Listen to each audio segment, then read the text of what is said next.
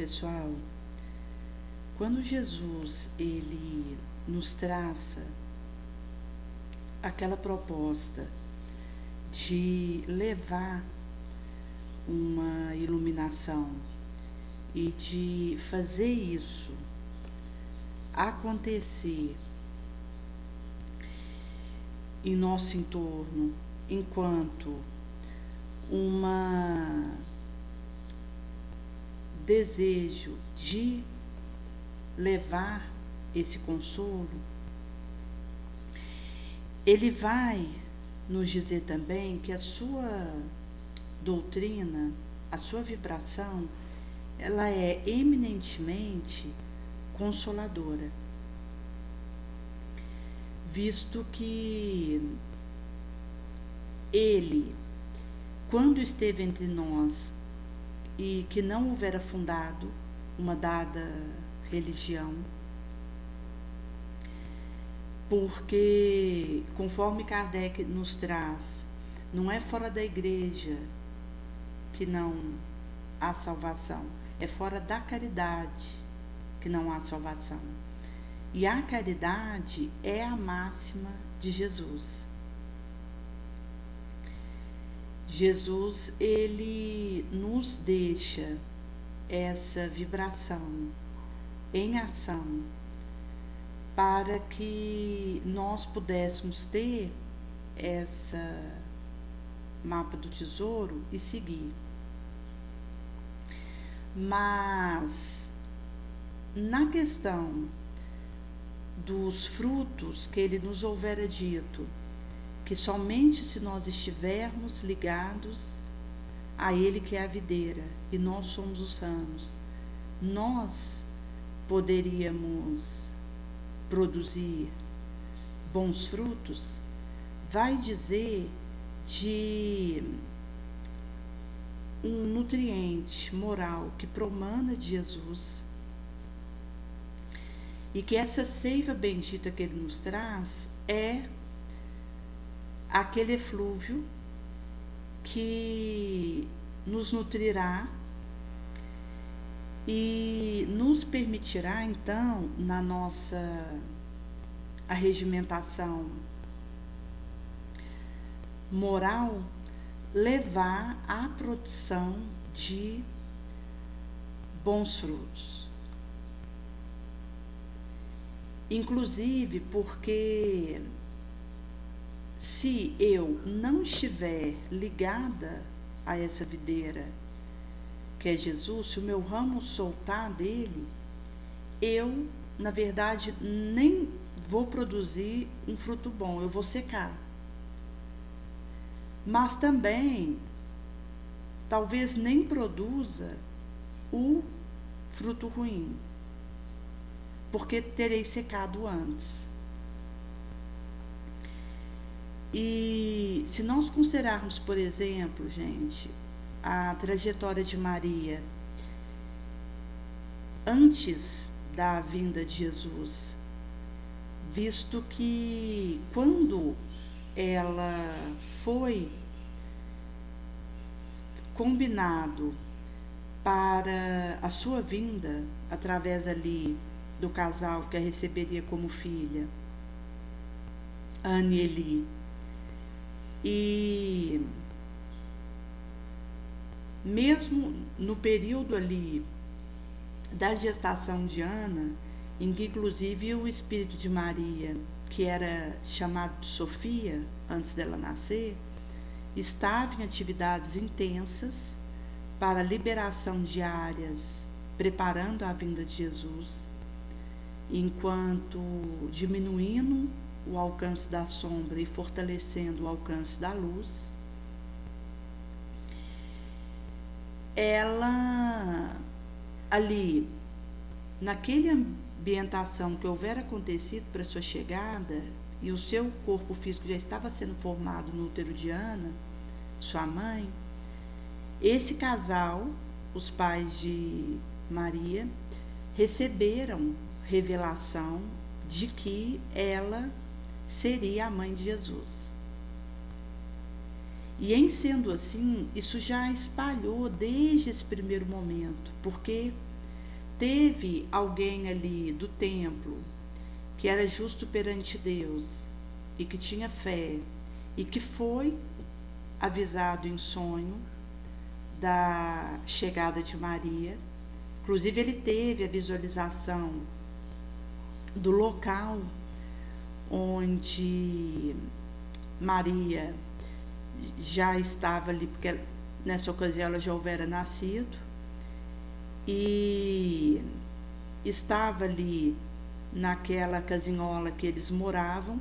E, inclusive, se a gente voltar um pouco, antes mesmo de Maria nascer, mas quando Ana já estava grávida dela, houve um recorte desse senhor que, recebendo uma revelação em sonho da fonte próxima à casinhola que a mãe de Maria e seu pai moravam, já estavam grávidos dela ali, com característicos do local onde eles viviam. E aí esse senhor, que tinha uma fé robusta, por esse sonho acabou localizando essa casinhola ali em Nazaré, porque ele então viajou para Nazaré, porque ele vinha de outro local. E nessa interação, ele pôde então fazer a propalação dessa notícia, que acabou que não se conteve. Então, para o mundo ali próximo a Nazaré da época, se espalhou e pipocou a notícia de que a mãe do Messias tinha nascido. Então, desde esse primeiro momento, as romarias, enquanto visitas à casa de Maria, eram muito intensas, que inclusive gerava uma certa sobrecarga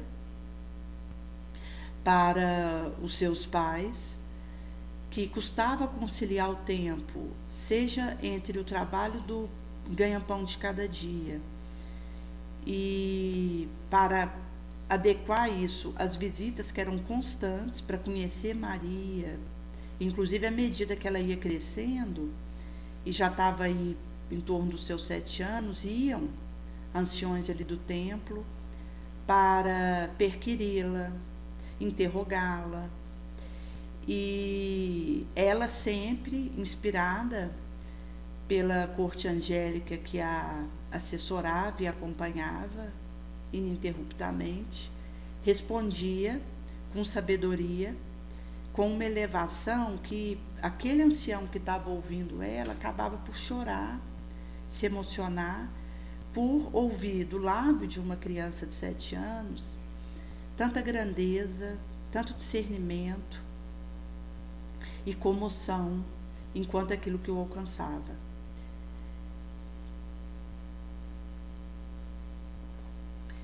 Em sendo assim, acabava que isso levava a uma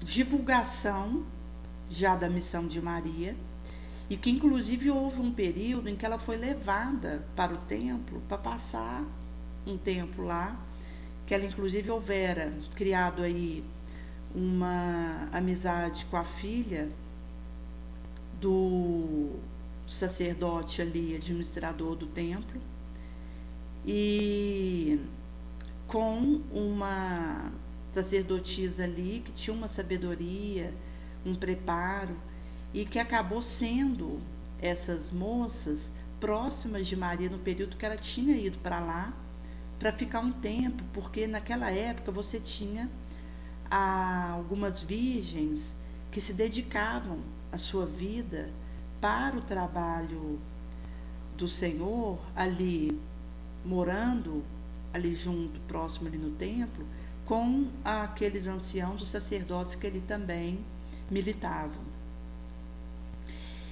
E em sendo assim, aconteceu de nessa viagem que ela veio a fazer para o templo, ela ficou um período ali, mas em meio a isso, inclusive houve assédios e tentativas obsessoras para levar algum ancião ali próximo a Maria a ter alguma volúpia de uma sexualidade desregrada na direção dela, para corromper o plano da vinda de Jesus, que, conforme houvera sido profetizado, aconteceria por uma virgem. Inclusive, quando aconteceu de Maria, ela, depois de um tempo ali que ela ficou no templo alguns anos, voltar para sua casa em Nazaré, morar com seus pais, já aconteceria a preparação massiva para a chegada de Jesus, que é quando ela teve contato com os essênios, que tinha ali um administrador que era sábio e doava sua vida em benefício dos outros e em testemunho, e que foi de grande valia nessa importância do movimento, que inclusive a própria escolha de José foi uma artimanha ali que alguns anciãos fizeram movimentar no templo, para que eles casando frustrasse a vinda de Jesus, porque teria que ser de uma virgem. E casando Maria, ela seria excluída dessa possibilidade. Então a gente percebe que houve aí umas tentativas de frustrar os planos com Maria, e mesmo assim ali houve o casamento dela com José, porque acabou que a espiritualidade maior, a torta, na verdade, trouxe para Maria José, que houvera sido escolhido por essa espiritualidade maior mesmo, para ser aquele que acompanharia ela com Jesus, e que era um homem justo, de bem. E esse espírito de José era alguém que já tinha uma experiência pregressa com o espírito de Maria e uma dívida em relação a ela.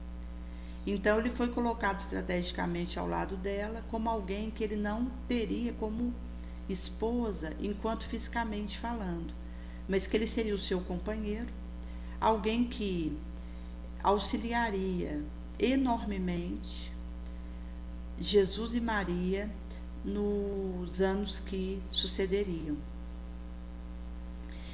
E a gente pode perceber a importância da missão de José em momentos cruciais que os relatos nos trazem, inclusive quando a gente traz aqui o audiobook Maria de Nazaré, do Espírito Miramês, mas relatos outros também vão vir corroborar a interação que acontecia direto entre José e o anjo Gabriel, aí um arcanjo, na verdade, até pela sua elevação, a sua envergadura, estirpe. E em sendo assim, alguns recortes mostram que, por vários momentos, José teve uma troca de figurinha com o arcanjo Gabriel e fez viagens de ida e vinda visando proteger Jesus e Maria. E vai nos dizer que, enquanto houve aí uma tentativa de solapar o projeto da vinda de Jesus,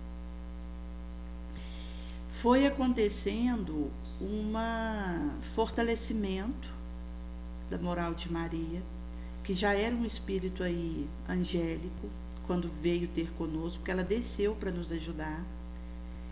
E ali, pelos costumes que aconteciam na época, depois que casava, era 6 meses para ter a consumação do casamento na relação sexual. E Maria e José já estavam casados há 3 meses. E, inclusive, José estranhava ali no prédio um certo distanciamento de Maria que acontecia, porque ela, inclusive, tinha esse receio devido àquilo que ela sabia que ela precisava estar preparada para receber que é a vinda de Jesus. E quando ela estava mais ou menos aí 3 meses de casada, portanto virgem, ela teve a visita de 3 estrelas, que na verdade eram 3 espíritos de estirpe elevada, que vieram ter com ela, lhe saudar, dizer que Jesus estava chegando e fazer inclusive a colocação no seu útero do zigoto, que pegou aí um espermatozoide de um orbe mais evoluído para viabilizar a entrada de Jesus no corpo terráqueo, porque se a gente pegar uma alta voltagem, precisa de um fio adequado para isso passar, e a voltagem da envergadura moral de Jesus inviabilizaria ele estar num corpo de carne pelos anos que ele precisaria ficar conosco, que foi 33 anos. Então, para que pudesse acontecer essa manobra da encarnação de Jesus, foi uma preparação muito massiva, que a gente pode aí antepor 4.000 anos de preparação que Jesus viveu para poder encarnar no corpo terráqueo. Mesmo assim, foi preciso pegar um espermatozoide de um orbe mais evoluído para viabilizar essa adaptação. No caso, um espermatozoide, né? Porque esse espermatozoide de um orbe mais evoluído se uniria com um óvulo ali de Maria para transformar no zigoto. E a partir desse momento, Maria ela experimentaria uma alavancada espiritual, porque ela que já era um espírito elevado, com a presença ali energética de Jesus que estava ali naquele massa que estava se multiplicando para formar o seu corpinho, ela percebeu uma fusão e refusão para toda a direção, enquanto, na verdade, esse êxtase, essa elevação, que ela inclusive foi se acostumando mesmo com a presença de espíritos angélicos junto dela, com as experiências de sublimação que ela vivia constantemente. E Jesus, ele, inclusive depois que ele nascer, ele ainda era pequeno, fazia esforço para não mostrar para Maria e José a sua grandeza, no sentido de tentar se apagar ali diante dos dois, porque na verdade tanto Maria quanto José tinham a impressão que eram filhos daquele Jesus, na verdade não pais, mas filhos de Jesus, devido à envergadura do Cristo, que é o governador planetário e que de fato é o nosso Senhor. Então ali Maria e José tinham essa percepção, e Jesus fazia esforço para não eclipsar Maria e José ali com a sua grandeza, para se manter ali no apagamento, na simplicidade. E é Jesus mesmo quem vai nos trazer que a simplicidade, ela desafoga a nossa consciência. Ela não vai exigir esse sacrifício a alguém. Porque na simplicidade eu fico na essência. Então eu deixo de necessitar de alguma demonstração de outrem, seja para o que for, ou vai me ajudando também a desatrelar de carência. Porque a simplicidade, ela se contenta com aquilo que é e que tem, inclusive sabendo que tudo são empréstimos. Conforme Paulo paragrafara, aprendi a me contentar com o que tinha. Então, aquele que vive a simplicidade, ele está em paz, ele é feliz. E quando a gente fala da consciência tranquila, ela realmente é o nosso único travesseiro. Porque essa tranquilidade da consciência é um santo estímulo permanente que desconhece esmorecimento, cansaço, porque vive nessa contínua felicidade, que é a de poder trabalhar no serviço de Deus, na conscientização do amor. do bem. E por isso que quando a gente entra numa vibração de blasfêmia ou de queixa, nós acabamos que corroemos nossa alma, tiramos, subtraímos o sossego da nossa consciência. Inclusive há um recorte em que Maria, ela ia ter ali com os leprosos, inclusive ela ia sozinha porque o cheiro era muito forte, visto que os leprosos tinham partes do seu corpo em decomposição, porque ia decompondo e ia caindo aquelas partes, então exalavam um odor característico. E Maria, ela ia ter com esses populachos. Inclusive houve um relato de João Evangelista, o discípulo amado, mesmo antes de Maria encarnar, fazer parte ali, estar à frente da falange que auxiliava, que estava ali naquela legião trabalhando para preparar a vinda de Jesus. E depois que Jesus inclusive já houvera nascido e crescido, há relato de Maria com João irem ali fazer essa visita aos leprosos, normalmente após a crucificação de Jesus, que João e Maria permaneceriam juntos, aí num sítio cedido por cristãos amigos, e permaneceriam então João ali intensamente associado às atividades do labor apostólico, e Maria atendendo as multidões que a procuravam e que saíam da sua presença curados e renovados. Então, depois aí dessa ida de Jesus, em que ele desencarnou pela crucificação, mas continuaria conosco energeticamente, Maria e João iam fazer essa visita aos leprosos. E aqui convém nós trazermos a figura de Maria de Magdala, que dedicou a sua vida aos leprosos depois da crucificação de Jesus, da sua ressurreição.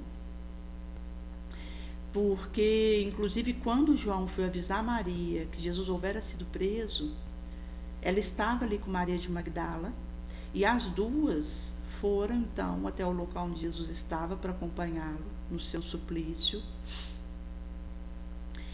E Maria de Magdala é aquela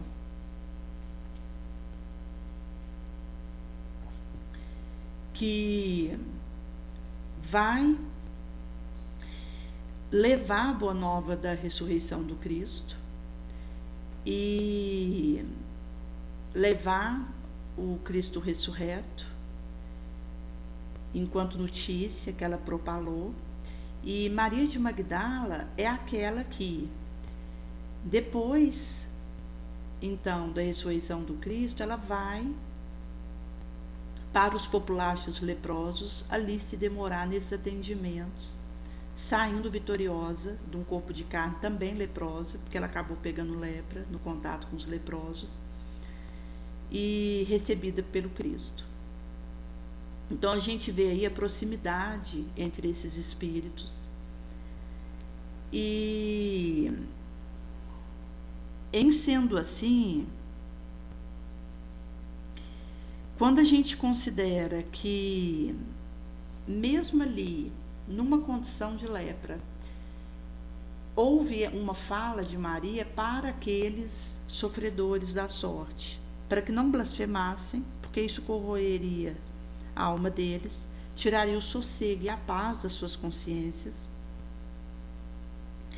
porque aquele leproso, ele poderia se perceber afastado daquela criatura que se considerava sã, mas que há aqueles considerados sadios que são mais enfermos que todos os leprosos juntos, porque a doença verdadeira é aquele que não obedece à lei de Deus.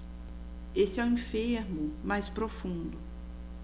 Então, se eu desejo a cura, eu preciso primeiro restabelecer minha viela de educação, de disciplinar meu impulso inferior, para que eu possa, em vivendo essa dignidade, testemunhar junto do coletivo, o que já pude melhorar. Porque às vezes o indivíduo, ele está numa indigência espiritual, inconformado com isso, e por isso que blasfema, e ele busca então consolo para lhe favorecer a evolução e o avanço. E esse consolo começa com essa simplicidade, com essa humildade. Por isso que, quando é colocado a questão de combatermos a hipocrisia e o formalismo que Jesus nos deixa, na verdade é porque, em se tratando de aparência, a gente sempre vai errar se nos prendermos a isso. Porque Jesus, ele já entrou no nosso meio rompendo os paradigmas de aparência. Quando ele nasce ali no meio daqueles animais no estábulo, quando ele acaba que coloca pessoas que estavam aparentemente isoladas e inferiores, sem dignidade na sociedade da época, como vanguardeiros da sua palavra, da sua conduta. E, em sendo assim, até mesmo quando a gente considera o local onde Jesus nasceu, que na época era considerado chulo, ali em Nazaré. As pessoas questionavam, mas o que pode vir de bom de Nazaré? Chulo no sentido de uma aldeiola sem importância, insignificante, e que Jesus escolhe então viver ali, crescer. A gente sabe que ele vai nascer em Belém, mas é em Nazaré que ele se demora. Vai haver um período em que ele vai estar ali com os essênios, porque esses essênios representam uma falange de escola que auxiliou Maria, Jesus e José na caminhada que eles precisaram fazer.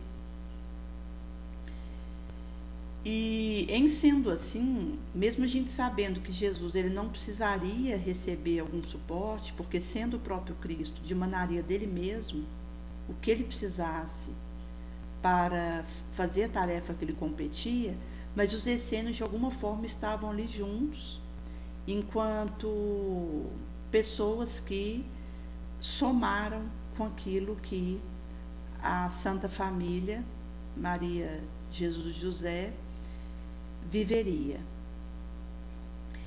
E, em sendo assim, ao escolher nascer em Nazaré, Jesus já mostra o engano que é a aparência e como que a gente tem que ter cuidado com isso. Porque o que realmente vai importar é a minha obra. Não é a minha aparência, não é o meu dom, não é o meu conhecimento, o meu título, a casa que eu moro, o local que eu frequento, o trabalho que eu assumi. O que realmente vai importar são os frutos bons que consigo deixar para tantos quantos renteiam comigo, estejam, de alguma forma, nesse orbe, necessitados de auxílio. Que, se nós considerarmos a questão do imperativo que nos é dado enquanto aqui, esse é o único caminho que Jesus nos deixou. Então, são uma série de atitudes que Jesus deixa ao longo da sua trajetória, desde o seu nascimento, para quebrar em nós o apego à aparência. E que realmente foram tentativas de Jesus de nos fortalecer a essência, a espiritualidade. A gente sabe que mês passado, mais de 2.000 anos, a gente continua patinando em relação a isso. E as nossas taxas de cirurgias estéticas dizem isso, que são verdadeiras obsessões por melhorar um nariz, por melhorar uma orelha, por melhorar uma perna. A gente quer, de forma obcecada, que vira mesmo uma fascinação, ter uma aparência melhor, que nos coloque por cima na nossa percepção e vai realmente no caminho contrário daquilo que Jesus vinha nos mostrando desde o início, porque ele sabia que se eu ficar presa à aparência, seria minha queda, porque a aparência é enganosa e ela é mistificadora, ela fascina, e acaba que eu tiro realmente o olhar de onde está a luz, a bênção, porque me deixa eclipsar pelo que é aparente. Então Jesus ele vem nos dar o testemunho desse avatar em que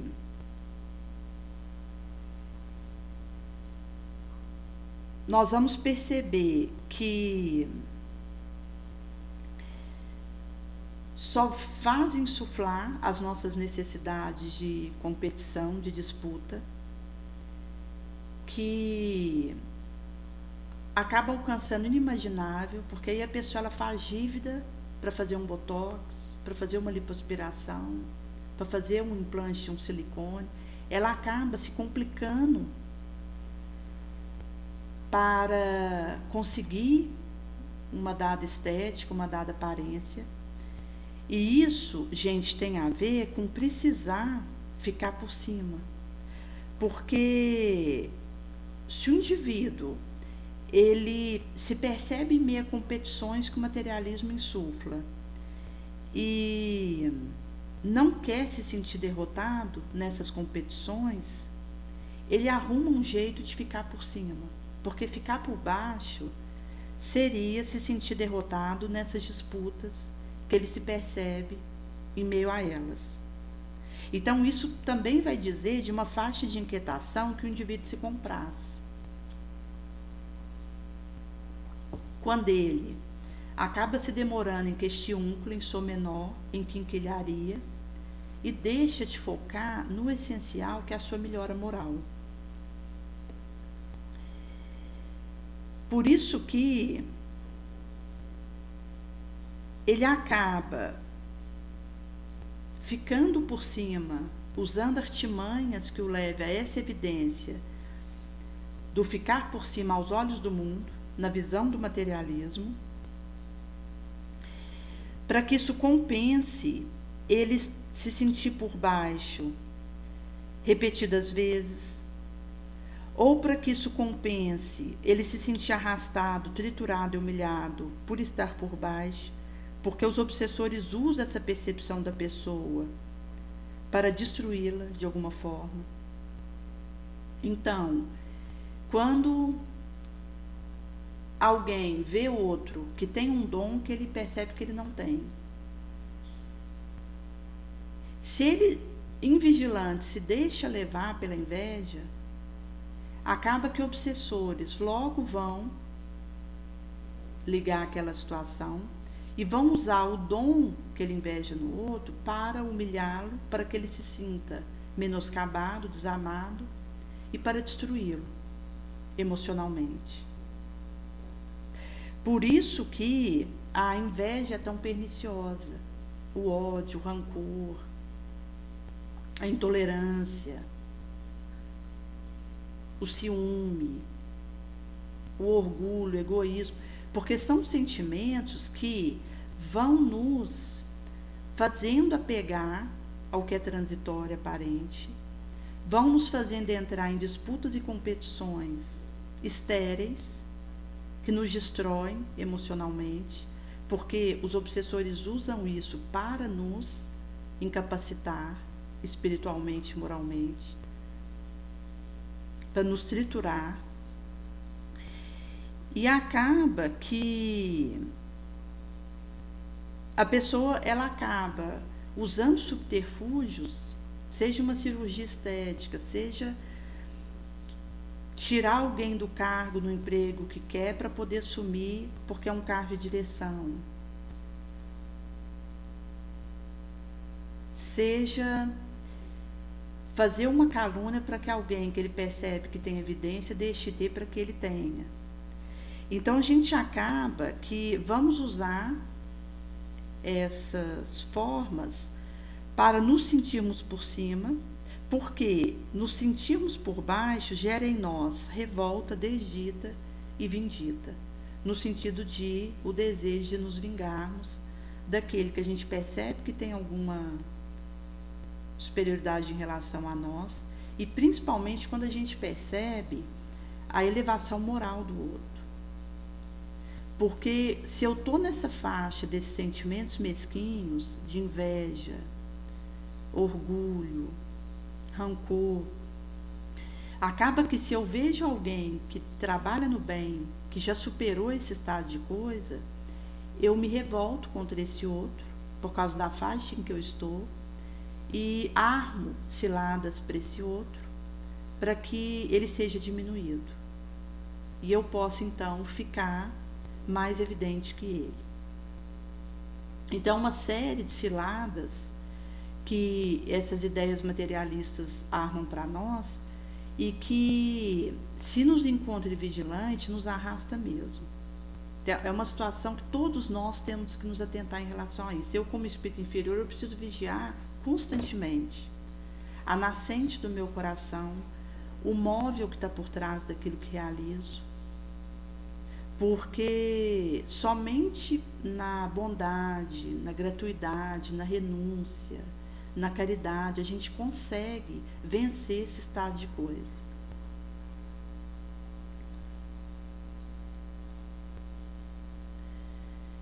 Daí, quando a gente faz essa alavanca, o único objetivo que nós vamos ter é nos melhorar. É conseguirmos fazer as taliações morais que precisamos. E é curioso, gente, porque as nossas interações entre nós acaba que a gente se irrita uns com os outros por tudo e por nada, porque o nosso adoecimento moral ele nos leva a uma irritação gratuita. E porque a gente já está nesse estado de irritação gratuita, às vezes uma coisa que o outro faz que nem era motivo para a minha irritação, minha impaciência, vira uma tempestade de gatilho sobre mim. Eu me volto contra o outro gratuitamente, e por esse motivo, esse estado de coisa é também gatilho que nos leva a nos irritarmos, a nos impacientarmos e a prejudicarmos alguém por tudo e por nada, porque acaba que a gente se vicia nesse estado de coisa. E aí a gente já começa a fazer assim, como que por repetição. Até porque se eu deixar por conta de mim, é a minha sombra que vai falar. Se eu me entregar a mim mesmo e não colocar rédea na minha sombra, não procurar vencer o meu impulso inferior, os meus esforços, não procurar superar as minhas más inclinações, me melhorar, é a minha sombra, são as minhas paixões dissolventes que vão falar. É a minha alucinação.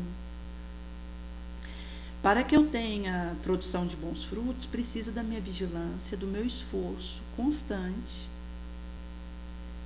E por esse motivo que quando a gente está interagindo entre nós, um que se irrita com algo que vem do outro, acaba que extravasa isso em outros que façam parte da sua convivência. Agora, o contrário também é verdadeiro. Se alguém se aproxima de mim, se beneficia de algo que eu estou oferecendo, outros do círculo de contato desse alguém são beneficiados de alguma forma. Porque é uma cascata que forma. Agora, quando eu consigo ajudar um necessitado da sorte, os inimigos desse necessitado minimizam. Vêm contra mim. E aqueles que me ajudam de alguma forma, os meus inimigos acabam indo contra esse alguém. Mas a força do bem é superior.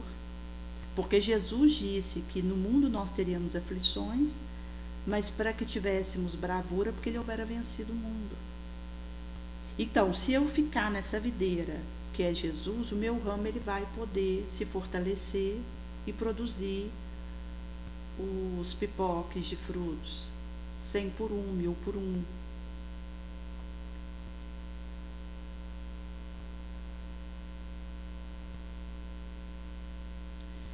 E, em sendo assim, o Chico, inclusive, ele dizia que daqui a uns anos, que a gente sabe que não existe uma data pré-fixada, porque os espíritos superiores não falam em datas pré-fixadas conosco, até porque eles estão numa condição que é diferente do tempo e do espaço como nós concebemos. Até pela questão da elevação do estado desses espíritos que são inabordáveis para nós, os atributos dos anjos, eles estão muito além de nós em evolução, e por isso que eles já não estão sob o tempo e o espaço como nós conhecemos hoje. Então, por isso que eles não vão trabalhar conosco falando tal dia, tal horário. E quando isso acontece, a gente tem que ter cautela, porque é misticismo envolvido.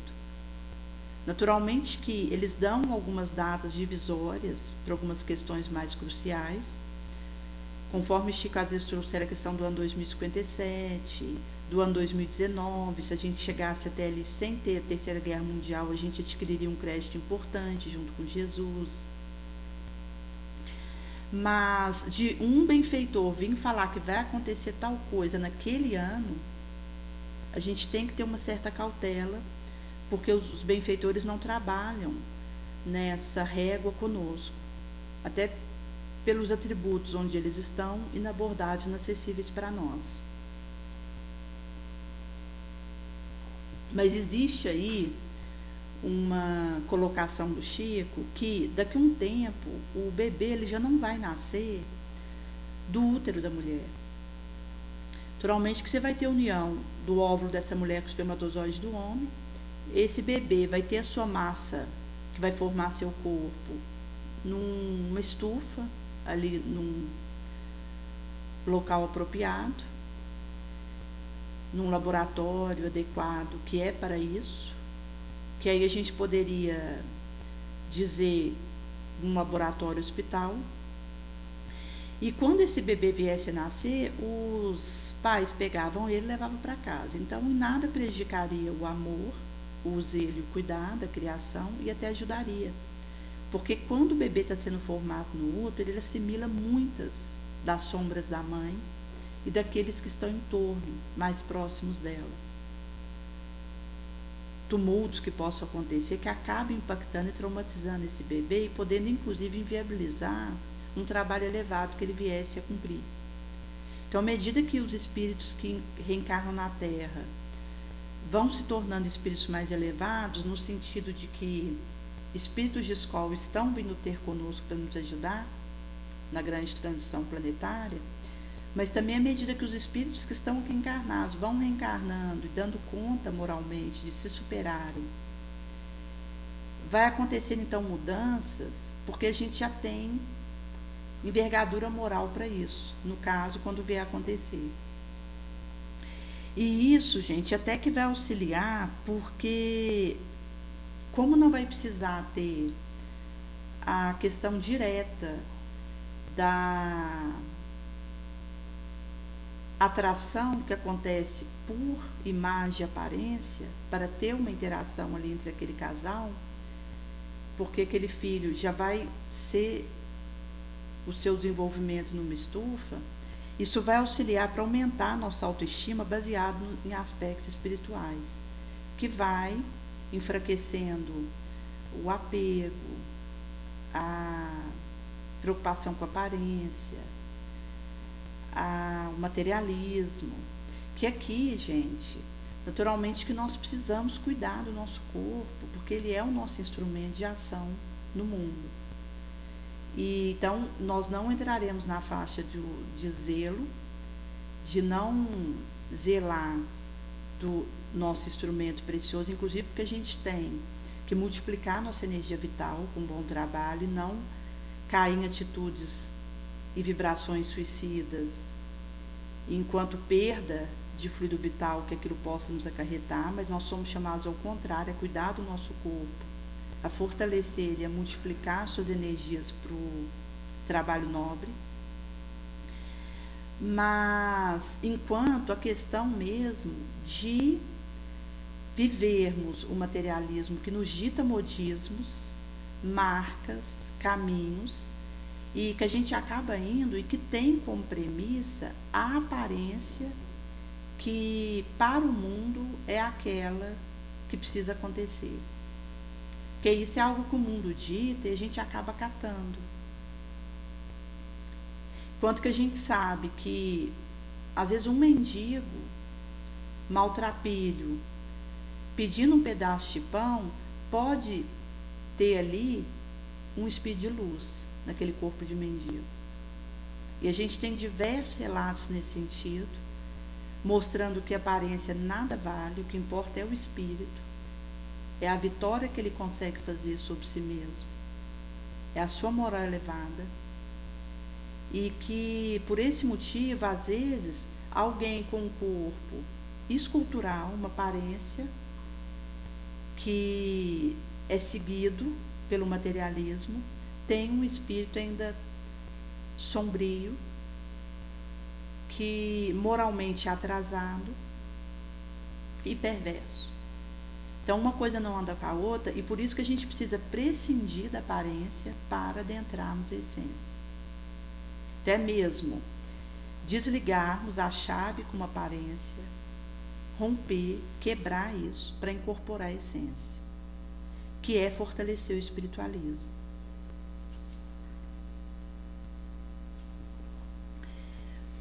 Em sendo assim, consoante Jesus ele vai dizer em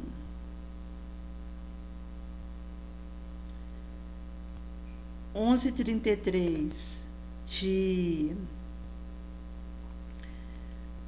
Lucas, quando a gente pega a candeia, nós não vamos pôr isso debaixo do módio, mas nós vamos pegar essa luz e colocar em cima do candeeiro. E Jesus vai dizer que essa candeia do nosso organismo é o nosso olho. Se o nosso olho estiver simples, todo o nosso organismo está luminoso. Mas se o nosso olho estiver mal, nosso corpo vai aí estar nessa treva. Por esse motivo que a questão da luz que precisa jorrar de dentro de nós precisará nos encontrar todo luminoso, sem alguma parte escura. Que é quando, numa similitude, a candeia nos ilumina como o raio que nos alcança. Por isso que Jesus vai nos alertar que eu preciso vencer a minha sombra, eu não posso dar espaço para ela. insignificante que for, porque às vezes eu tenho um sentimento fugidio, de ciúme, de impaciência, de gula. Às vezes pode ser uma coisa não detectável imediatamente e fugidio, mas se aquilo está se movimentando dentro de mim, eu já preciso romper e arrancar aquela raiz antes de se instalar. Por isso, Kardec vai dizer que reconhece o verdadeiro espírita pelos esforços que ele faz para domar as suas más inclinações.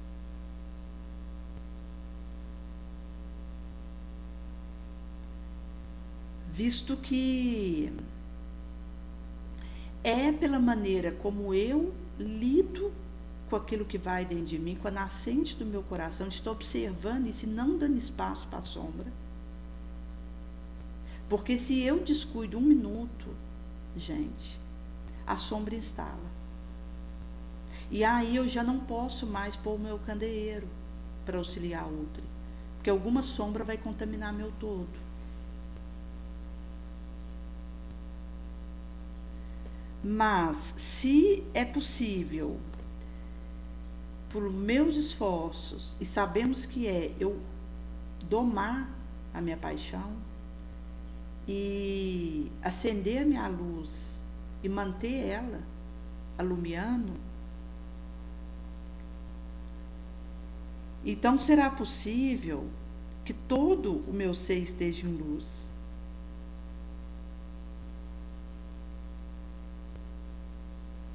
E Jesus, ele vai trazer isso com a questão mesmo da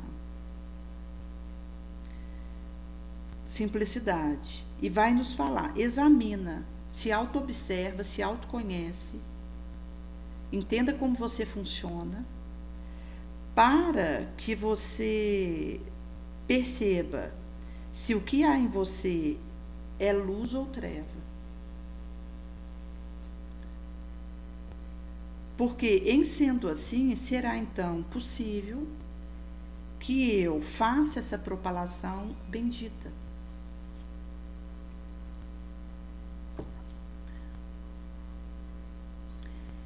E, em sendo assim, nós então poderemos ir assimilando sucessivamente aquilo que o nosso esforço elevacional ir permitindo que nos seja desvendado.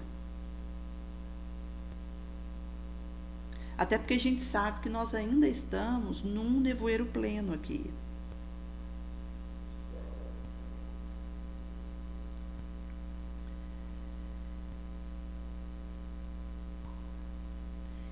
Visto que, consoante vai dizer no Evangelho segundo o Espiritismo, no capítulo 24, não ponhais a candeia debaixo do alqueire,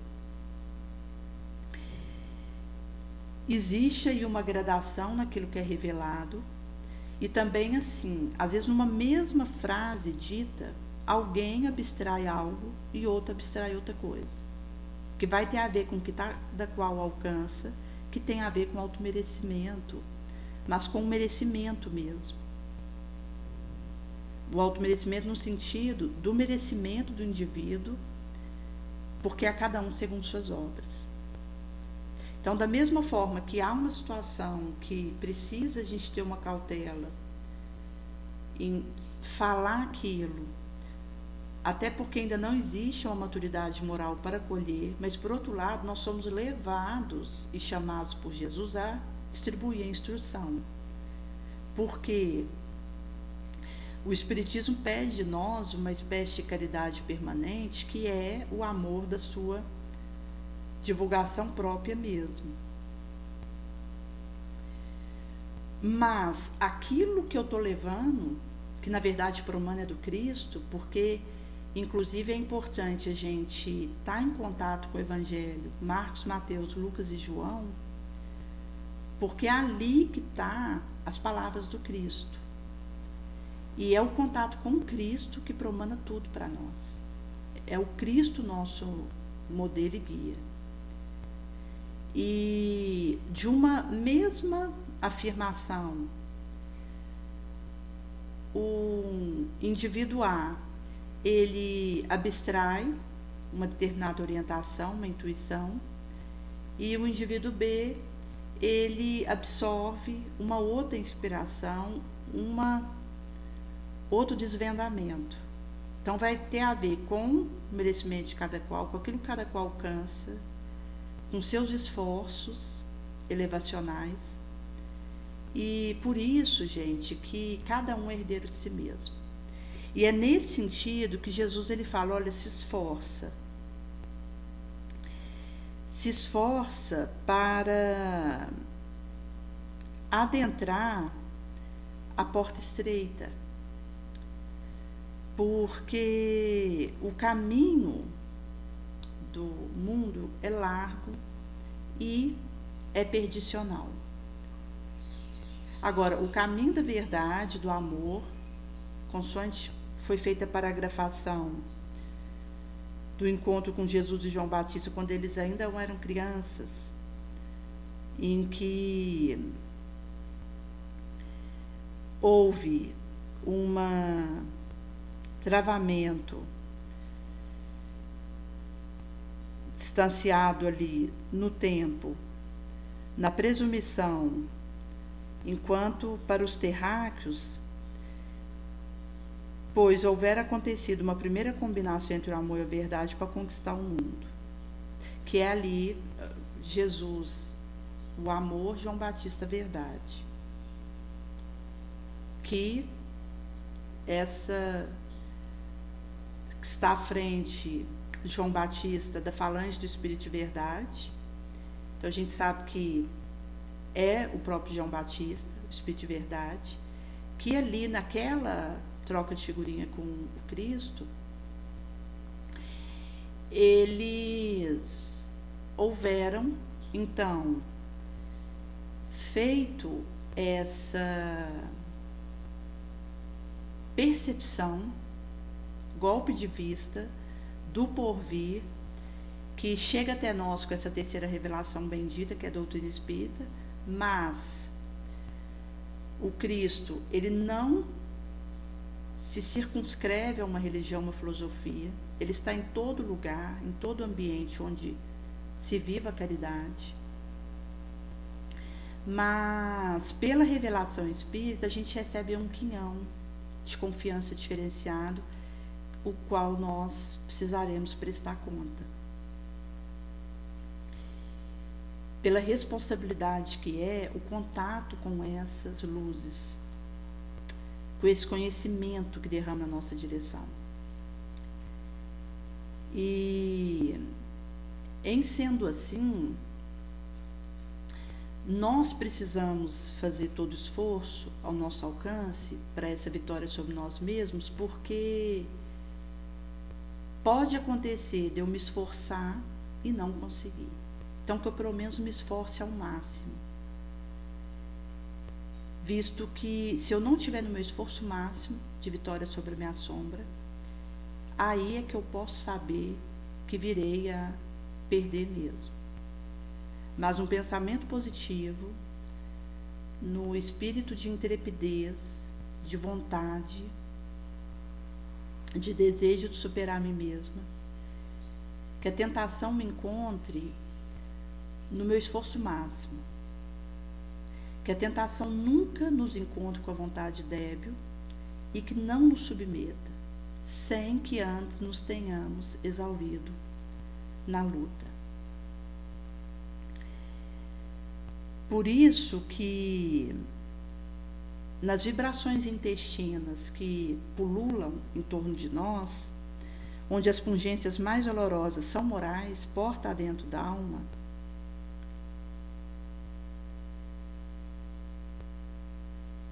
teremos aí, com o olho aberto e o coração dócil, essa recepção da sublimação, e aí não precisaremos dos ópios, dos anestesiamentos, das fugas espetaculares. poderemos abraçar o labor que nos compete na gleba do bem e seguir valorosos. E quando nós formos solicitados para algum tipo de auxílio, na dúvida ajudemos. Antes a gente errar ajudando do que errar por não ter ajudado. Então, às vezes, como uma moça que constantemente ela nos procura, talvez exista até uma alteração mesmo ali, devido às dificuldades soezes que ela vive com os filhos pequenos, que envolve inclusive o adoecimento dela. Ela veio a perder há pouco tempo uma criança de 7 meses no útero, e vive assim pungentes dores, e eu no lugar dela talvez não aguentaria, não chegaria até onde ela chegou, faria muito pior. E às vezes chega a pessoa até nós para nos pedir auxílio, e enquanto que eu preciso comigo, enquanto o espírito inferior está atenta para ir ao encontro da dor. E às vezes essa dor bate na minha porta, e por isso que em meio a isso, esse alerta, ele vai se derramar na nossa direção, enquanto, se for para errar diante da necessidade de alguém, que erremos ajudando. Antes nós errarmos estendendo a mão do que falharmos por não termos tentado ajudar de alguma forma com o que alcançamos.